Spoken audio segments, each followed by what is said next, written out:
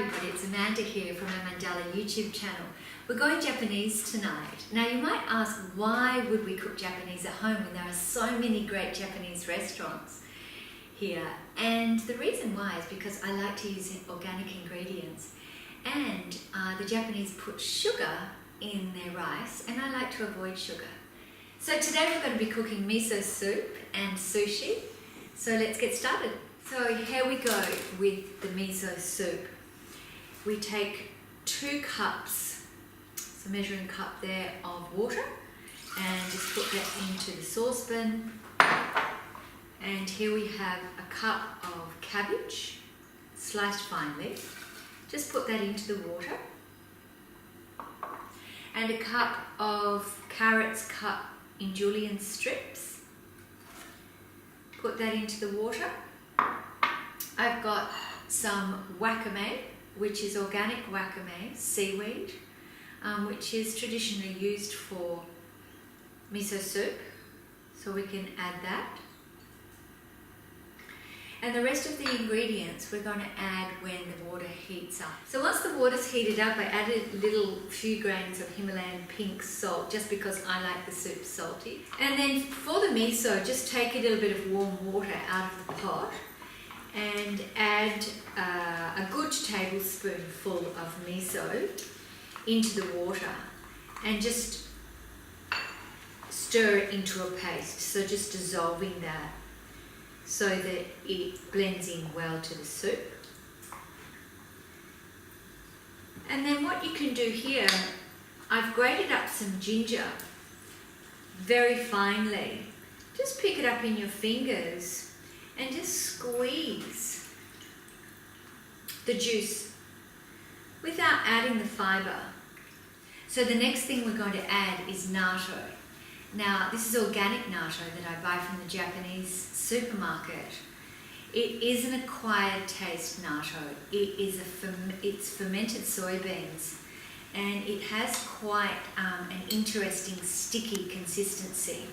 So when you eat it, it's kind of slimy. The Japanese absolutely love it, and the reason they eat it is that it's a really powerful probiotic.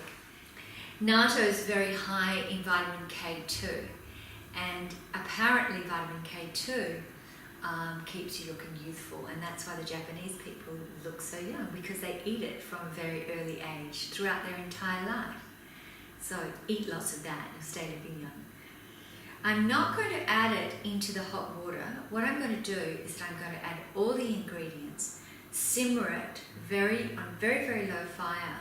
I'm not going to serve the natto until the soup has cooled down, so I'm going to serve it up into individual bowls, wait till it cools right down, and then put a spoonful in each bowl, just so that we don't kill off the enzymes. It's incredibly rich in enzymes, and so we just want to add it as a condiment once the soup is cool. The vegetables have cooked for about 5 minutes, just very lightly, and now I'm going to add the miso mix with the wakame and the ginger, and just allow that to activate the enzymes in the miso. So I'm going to put that back on the stove, but in a very, very low fire.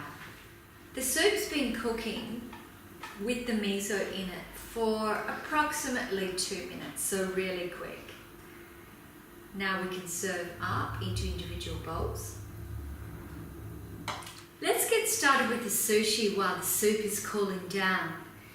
I've cooked rice, and I've added a little bit more water than I normally would so that it's a little bit sticky. So it's here in the bowl.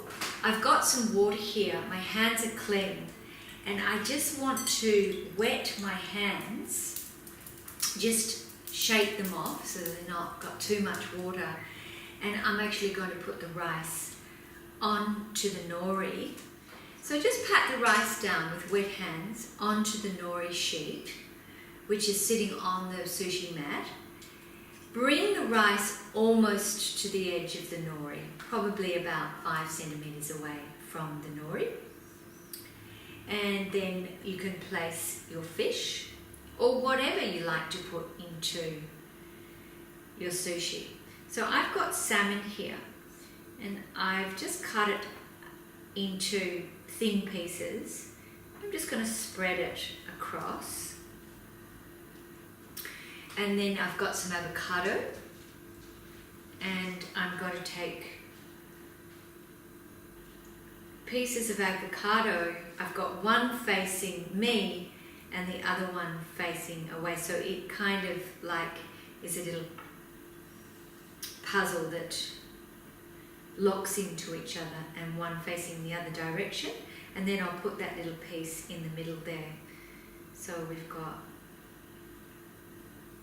quite a lot of avocado, and then I'm going to just squeeze a little bit of lemon over the top of that, just through a sieve so that there's no pips, and then roll it up.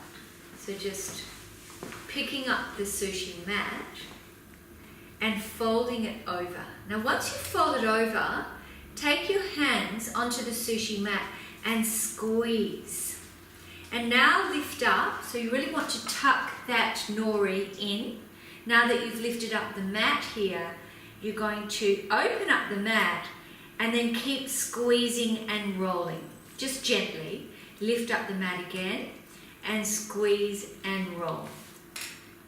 Lift up the mat again and then squeeze and roll. And then you open it up and voila. There you've got a beautiful sushi roll. So the trick to cutting is always have your knife wet. Now that the soup has cooled down, we can add the natto. Here's the finished product. All we need to do is garnish the soup with some spring onions cut very finely and serve the sushi with some soy sauce. Itadakimasu!